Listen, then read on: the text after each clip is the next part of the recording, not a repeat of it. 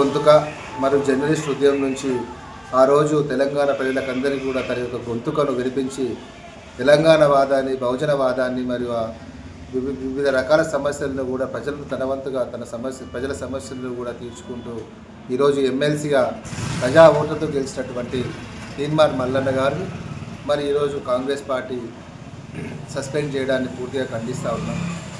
మరి రాజకీయాల్లో ఒక వర్గాలను ఇంకో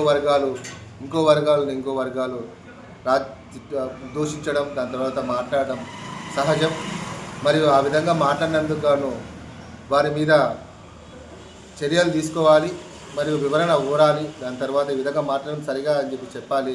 మరి మధ్యతరగతి కుటుంబం నుంచి వచ్చినటువంటి నాయకుడిని ఈరోజు దూషించిన ఒక సామాజిక వర్గాన్ని దూషించినంత వరకు మరి సస్పెండ్ చేయడాన్ని పూర్తిగా ఖండిస్తున్నాం. నేను కూడా ఒక సామాజిక వర్గం చెందిన ఒక వ్యక్తిని. మరి ఆ రోజు ఏదైతే జరిగిన సంఘటనను మళ్ళీ కొంతమంది వక్రీకరించి కూడా మాట్లాడడం జరిగింది.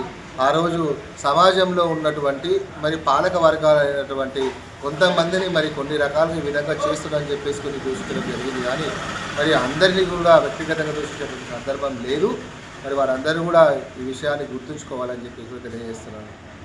ఇప్పుడున్న మీడియా పరిస్థితి ఎలా ఉంటుందంటే, ఒక విషయాన్ని ఏదైతే వ్యక్తి మాట్లాడితే ఆ విషయాన్ని పదే మాట్లాడుకుని దాన్ని మరీ వక్రీకరించుకుని చేస్తున్నటువంటి ప్రయత్నం.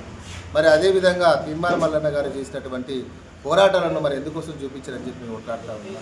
మరి ఈరోజు ఒక మధ్యతరగతి నుంచి ఒక బహుజన బిడ్డ, ఒక బీసీ బిడ్డ మరియు రాజకీయాలందరికీ కూడా తను ఒక శక్తిగా మారుతుందని చెప్పేసి ముందే కూర్చున్నట్టు కాంగ్రెస్ పార్టీ మరి ఈరోజు బీసీలకు ఇవ్వాల్సిన వాటాను కూడా వాళ్ళ వాటా గురించి కొట్లాడితే ఈరోజు తనను ఈ విధంగా పార్టీకి సస్పెండ్ చేయడాన్ని పూర్తిగా ఖండిస్తూ ఉన్నాం. త్వరలోనే తీన్మార్ మల్లన్నకు అందరికీ కూడా మా యొక్క సామాజిక వర్గం నుంచి కూడా ఆయనకు పూర్తిగా సహకారం అందిస్తాం. అవసరం పడితే ఎవరి వాటా వాళ్ళకి కావాలని చెప్పి కొట్లాడుతున్న నేపథ్యంలో మరి ఆ రోజు కులాల విభజన జరిగితే సమాజంలో ఎవరి వాటా వాళ్ళకే కావాలని చెప్పేసి కొట్లాడిండు. మరి ఆ రోజు స్కూళ్ళ వ్యవస్థ గురించి మరి ఉద్యోగాల కల్పన గురించి దాని తర్వాత మిగతా అన్ని అంశాల గురించి మాట్లాడే ఒక వ్యక్తిని ఈరోజు గొంతు నొక్కడం అంటే ప్రజాస్వామ్యానికి అవమానం అని చెప్పి తెలియజేస్తాను.